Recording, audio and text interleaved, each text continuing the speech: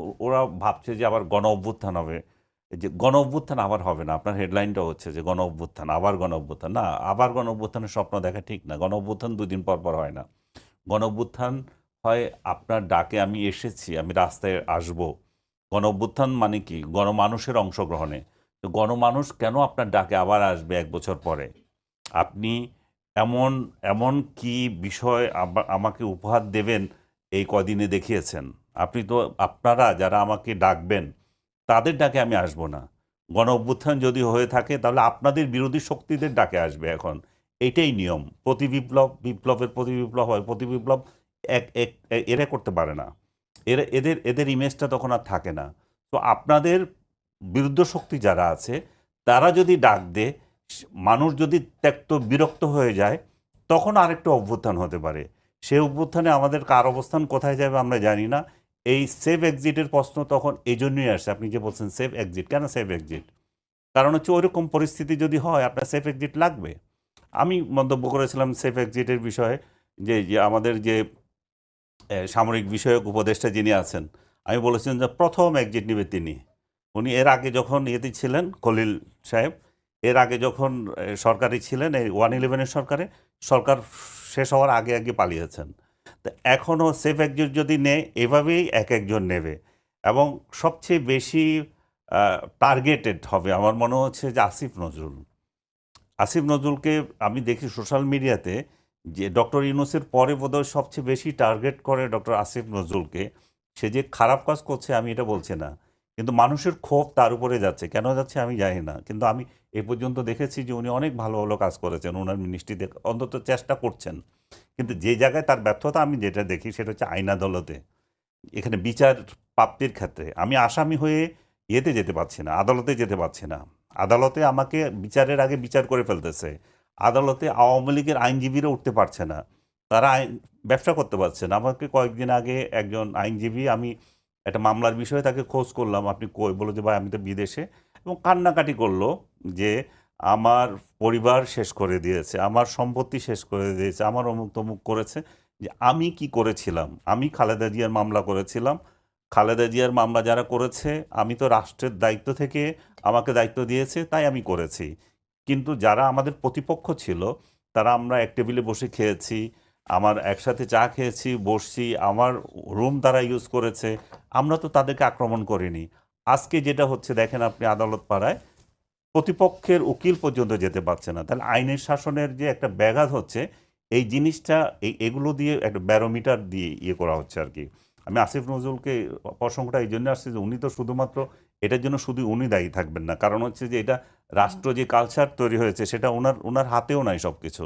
তারপরে এই যে মব সংস্কৃতি চালু হয়েছে, এই মব সংস্কৃতি দেখার জন্য কি আবার গণ অভ্যুত্থান হবে? সেটা তো হবে না।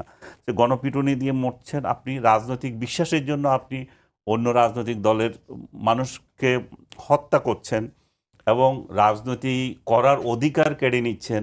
তো মানুষ দেখে কি? মানুষ দেখে যে আমরা যেটা চেয়েছিলাম সেটা পাইনি এবং প্রতিহিংসার রাজনীতি দিন দিন বাড়ছে। তো আরেকটা প্রতিহিংসার রাজনীতির জন্য আমি তো এই ঠিক অভ্যুত্থানে এই অংশ কারণে নেব কি না। সেফ এক্সিট নেওয়া লাগতে পারে উপদেষ্টাদের কারো কারো, এমন মনে হচ্ছে? হবে এটা এটা এটা দুনিয়ার নিয়ম, এটা বাংলাদেশ না। এটা দুনিয়ার নিয়ম। আপনি যখন একবার রাজত্ব করেন, এই যে আওয়ামী লীগের যারা রাজত্ব করছিল ওরা কই? ওরা সেফ এক্সিট, ওরা পালাইছে না? এরা কি আছে দেশে কেউ? এরা তো পালিয়ে আছে। আপনাকে কেন পালিয়ে থাকতে হয়? আপনি আপনি এমন অপকর্ম করেছেন যেটা মানুষ সহজে আপনাকে নিচ্ছে না। তো আপনি যখন অপকর্ম করবেন আপনাকে সেফ এক্সিটের প্রশ্ন আসবে। তো এখন যারা নাহিদ বা আদার্স যে বলতেছে সেফ এক্সিট, তারা নিশ্চয়ই বুঝে, তারা তো ভেতর থেকেও বুঝে কারা কারা এই দুর্নীতির সাথে জড়িত আছে, কারা কারা এই বলছে যে ৫ জন, ইয়ে যে রাশেদ বলল যে ৫ জন উপদেষ্টা শেখ হাসিনার সঙ্গে তলে তলে খাতির রাখছে। তার মানে এই সরকারে থেকে আপনি কেন শেখ হাসিনার সাথে খাতির রাখবেন? আমি মনে করি যে রাশেদকে জিজ্ঞেস করা উচিত যে কোন জি সেই ৫ জন, এবং তাদেরকে এখনই চিহ্নিত করে বের করা উচিত। জি কারণ আমরা, রাশেদ খান আমি আমি যেমন শেষ করে বলেছেন দিচ্ছি, যে আমরা গণ্ডগোল চাই না। আমরা চাই এই যে সরকার আছে, ডক্টর ইউনূস সরকারের নেতৃত্বে একটা শান্তিপূর্ণ ভোট, যেটা যত তাড়াতাড়ি সম্ভব অনুষ্ঠিত হওয়া। ফেব্রুয়ারি মাসে উনি অনুষ্ঠান করার জন্য বসে আছেন। আমি বলবো ফেব্রুয়ারি কেন, পারলে আগামী মাসকে ফেব্রুয়ারি মাস বানিয়ে দেন। আপনি করেন ডিসেম্বর মাস মধ্যে ইলেকশন করেন। জাতিকে একটু শান্তি দেন। জি, যেমনটা বলছিলেন রাশেদ খানের 5 জনের নাম নিয়ে আসা উচিত। এনসিপি নেতা নাহিদ ইসলামও বলেছেন কিছু কিছু উপদেষ্টাদের কথা, সার্জিস আলমও বলেছেন কিছু কিছু উপদেষ্টাদের কথা। আপনাদের নেতারা যখন বলছেন বারবারই, তারা তার মানে জানেন যে কোন কোন উপদেষ্টা সেফ এক্সিট চাচ্ছে বা নিতে যাচ্ছে। কারা চাচ্ছে সেফ এক্সিট? যেই সেফ এক্সিটের কথাটা নাহিদ ইসলাম বলেছেন যে কিছু উপদেষ্টাদের মধ্যে সেফ এক্সিটের প্রবণতা দেখা যাচ্ছে বা আলাপ আলোচনা আসছে, আমি ব্যক্তিগতভাবে জানি না যে আসলে কোন কোন উপদেষ্টা সেফ এক্সিট খুঁজছে, বাট এটা ট্রু যে আসলে এই বিষয়গুলো এবং এই ফেসগুলো আসলে জাতির সামনে উন্মোচিত হওয়া দরকার, তারপরে তাদের বিষয়ে জাতি সিদ্ধান্ত নেবে। এবং আরও একটা বিষয় জরুরি, সেটা হচ্ছে যে উপদেষ্টাদের নামে অনেক দুর্নীতি অভিযোগ, অনেক অপকর্মের অভিযোগ অনেক উপদেষ্টার নামে শোনা যাচ্ছে। এটাও সরকারের উচিত যে এই বিষয়গুলোর ব্যাপারে কি ধরনের পদক্ষেপ গ্রহণ করছে এটা জাতির কাছে উন্মোচিত করা, এবং সেই বিষয়ে তাহলে সরকার যদি তাদের বিষয়ে কোনো ধরনের কোনো, এটা যদি পুরোটাই বানানো গল্প হয়, তারা যদি একেবারেই ধোয়া তুলসী পাতা হয়, তাহলেও এই বিষয়টা আসলে একটা প্রক্রিয়ার মধ্যে দিয়ে যে এটা সরকার যেমন আজকে রিজওয়ান হাসান বলেছেন যে নামগুলো যেন নাহিদ ইসলাম বলেন, তো সরকার নামগুলো জানার জন্য চাচ্ছে। মানে সরকার আসলে নামগুলো জানার জন্য চাচ্ছে, এটা তো আসলে সরকার নিজেই জানার কথা।